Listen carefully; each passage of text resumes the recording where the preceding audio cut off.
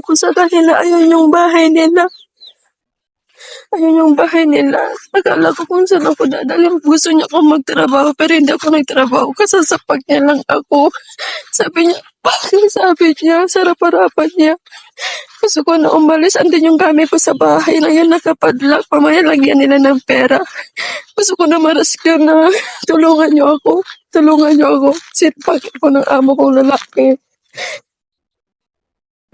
Para sa mga kababayan natin na humihingi ng tulong nga kapag nagkakaroon ng di magandang pangyayari nga kay employer, ay please naman tuwing magla-live kayo ay ilagay ninyo ang inyong full name, pangalan ng employer, address at contact number ninyo. Kasi paano kayo matutulungan kung ang ginagawa nyo lang ay iyak ng iyak at sinasabi nga ang mga nangyaring di maganda sa inyo sa loob ng bahay ni employer. So, paano kikilos sa mga taga-OWA, taga-POLO, at taga-ibang sektor ng gobyerno para matulungan kayo kung ni pangalan nyo ay hindi nyo binabanggit?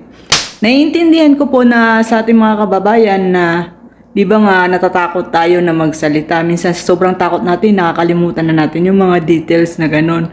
Pero bear in mind na dapat alert tayo pagdating sa ganun. Kasi di ba bago tayo dineploy at pumunta dito sa abroad, ay binriefing muna tayo kung ano ang mga gagawin natin kung sakasakali man magkaroon ng mga di magandang pangyayari sa loob ng bahay ni employer.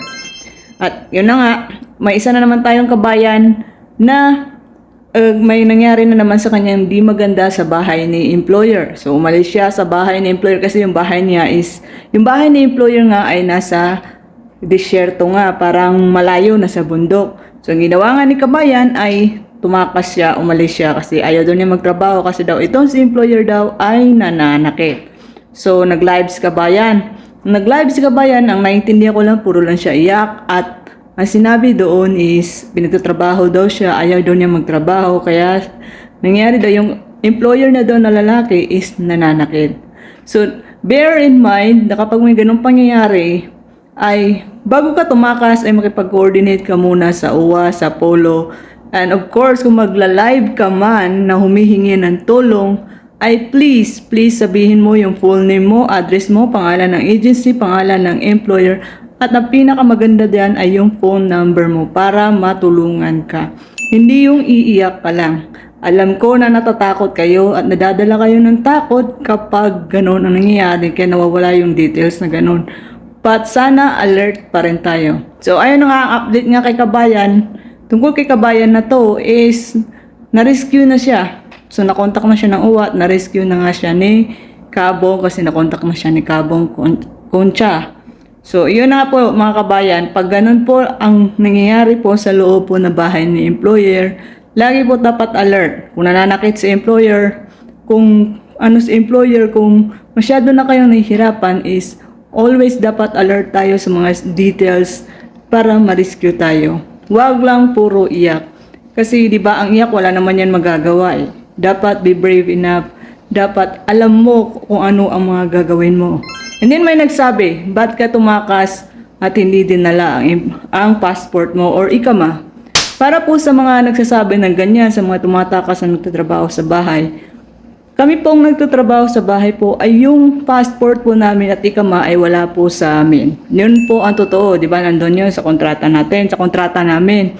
Na the passport and the ikama will be at the employee's hand or care. Pero wala po sa amin yun kasi sa airport pa lang, kinukuha na po yun ng employers namin at ibinibigay lamang sa amin pag uuwi na kami sa airport pa, pagkakuha ng boarding pass. Pag check-in na doon na ibinibigay sa amin. Ganun po dito. Pag dating mo dito, kukunin ang passport at pag uwi mo na sa airport, doon mo makukuha.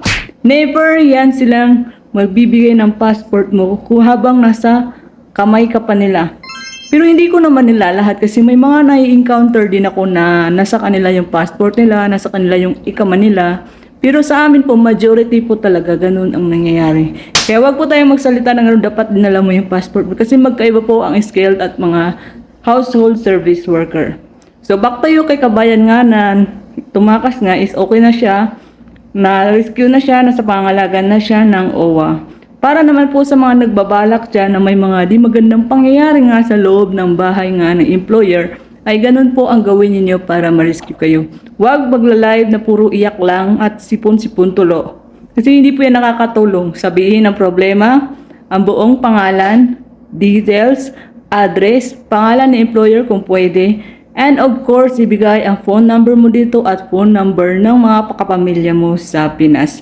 And sabihin din sa mga kamag-anak sa Pinas na pumunta sila sa Polo or sa OWA at pangalan ng agency. Kung hindi kayo matutulungan ng agency, una pangalan ng agency.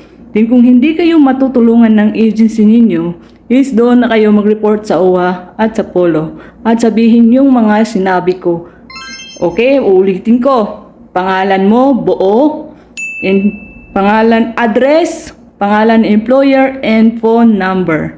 Yun lang ang pinaka-importante kung saan ka matatagpuan at yung phone number mo. So, thank you. This is Grey Bonet and welcome to my channel. Sayonara.